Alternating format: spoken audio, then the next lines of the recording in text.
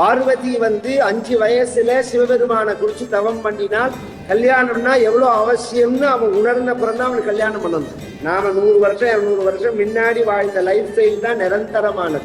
ஒரு தடவைக்கு 4 தடவை யோசனை பண்ணி இது இல்லாம நாம ஜீவிக்க முடியாதா?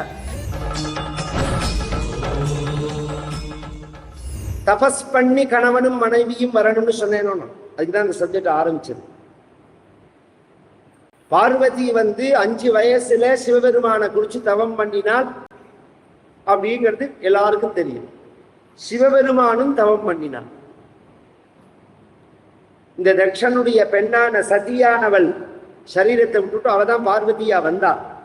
அந்த சதியை விட்டு பிரிஞ்சு பார்வதி கல்யாணம் நடக்கிற அந்த நடுப்புல உள்ள காலத்துல தத்ராக்னிமாதாய சமித் சமித்தம் நாளைக்கு வரும் பார்வதி கல்யாணத்துல ஸ்வமேவ மூர்த்தியந்தரமஷ்டமூர்த்தி ஸ்வயம் விதாதா தபசஃபலானாம் கேனாபி கபேன தபஸ்சார தவம் பண்ணினார்னு இருக்கு.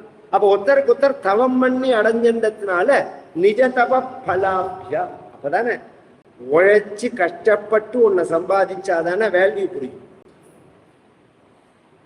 அது அப்படியே கிடைச்சிருக்குமே எப்படி புரியும்? புரியவே முடியும். அதனாலதான் பரதேச கோலமே. கல்யாணத்துக்கு முன்னாடி பரதேச கோலம்னு குடும்பத்தில் இது ஒரு சம்பிரதாயமா வச்சுருக்கோம். முன்னாடி என்ன தெரியுமா பண்ணுவா? படிச்சு முடிச்ச உடனே ஊர்ல வெளியில இறக்கி விட்டுருவா.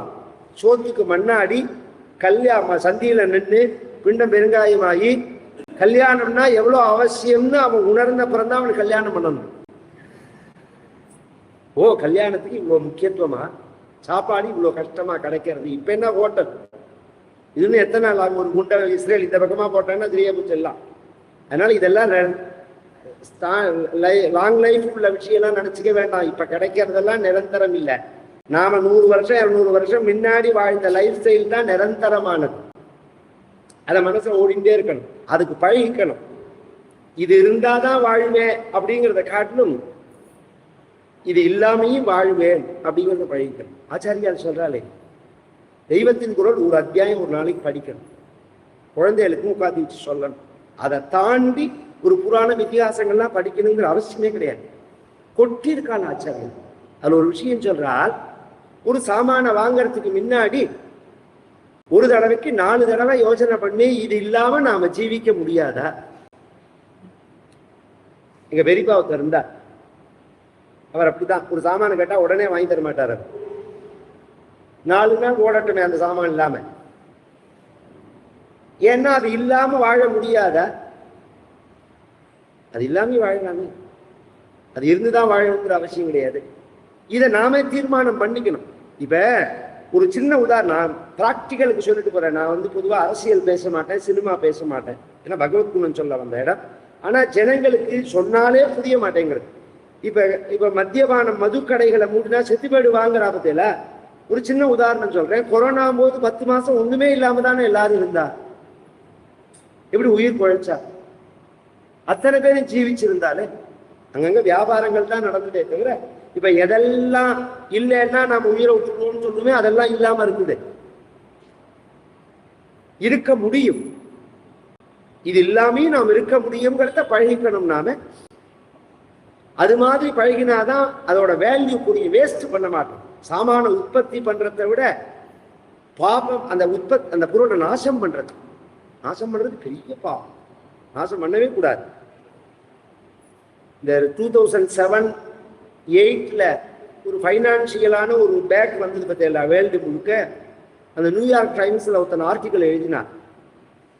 அவனோட கிராமத்துக்கு, அந்த எடிட்டரோட கிராமத்துக்கு அவன் போனா அவ அப்பா கிராமத்துல இருக்கார். அங்க அந்த வீட்டுல பழமையான வீடு, அதுல 2 நாள் தங்குறாவும்.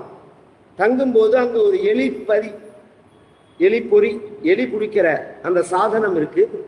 அது ரொம்ப பழசாகி இருந்தது. உடனே இவன் என்ன பண்ணா, அதை தூக்கி ஓரத்துல வச்சுட்டு புதுசா அப்பா அம்மா, வயசான அப்பா அம்மாங்கிறதுனால புதுசா வாங்கி வச்சான். இவர் வெளியில போயிட்டு அப்பா அதை பார்த்துட்டு இதையே தூக்கி ஓர வச்சா அதையே வாங்கினேன்னு கேட்டார். இது பழசா போயிடுத்து அதனால வாங்கினேன்னா, வீணா போயிடுத்தான்னு கேட்டார். பழசா போயிடுத்தா வீணா போயிடுத்தான்னு கேட்டார். பழசாதான் போயிடுத்துன்னா. உன்னோடத்த நீ எடுத்துன்னு போகணும். அது வீணா போனா நான் வாங்கிக்கிறேன், பழசானத்துக்காக தூக்கி போட்டுருவாள. நாம பண்ற தப்பே அதுதான். ஒன்னு இருக்கிறதவே இன்னொன்னு வாங்குறது தான் திரும்ப. அது உபயோகம் இல்லாம போச்சுன்னா அந்த விஷயம் வேற. அதை விட 100 சொல்றேன். நான் ஒரு பெரிய மேதாவி இந்தியூர் சேர்ந்தவர் தான். அவர் சொன்னார், அமெரிக்கா மாதிரி வாழ கத்துக்கணும், கடன் இல்லாம செத்தான்னா அவன் பைத்தியம்னா. இன்னி பரியந்தம் இந்த தேசம் எத்தனை பொருளாதாரம் எத்தனை எதிரிகள் தாக்கினாலும் திரும்பி எழறதுக்கு காரணமே ராஜாக்கள் இல்ல. ராஜா மட்டும் காரணம் கிடையாது, நம்ம லைஃப் ஸ்டைல் தான் காரணம். நாம கடன் இல்லாம செத்தான்னா அமெரிக்கால அவன் வாழ்ந்ததுக்கு அடையாளமே கிடையாது. கடன் இருந்தா நாம தவிப்போம். நாளைக்கு பணம் வரும்னு சொல்லிட்டு இன்னைக்கு செலவு பண்றவனை போல முட்டாள் உலகத்துல யாருமே கிடையாது. நாளைக்கு பணம் வரும் அப்படின்னு தீர்மானம் பண்ணி நீங்க செலவு பண்ற மாதிரி முட்டாளம். நம்ம கையில இருக்கணும், அதுலதான் அடுத்து செலவு பண்ணணும்.